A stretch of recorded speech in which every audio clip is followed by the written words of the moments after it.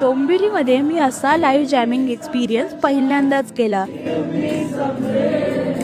Hello, आज day 85. सकाळी काही काम होतं, त्यासाठी मी इसला आली होती. त्यानंतर ते काम संपलं आणि मग मी घरी आली. आजचा पूर्ण दिवस ना फक्त टाइमपास केला, वेब सिरीज बघितल्या आणि फुल ऑन चिल केलं. त्यानंतर इव्हिनिंगला ना मस्त ओमकार सोबत क्रिकेट खेळली. त्याच्यानंतरचा प्लॅन ना ऑलरेडी सेट होता. आम्ही सगळे फ्रेंड जॅमिंग साठी गेलो होतो.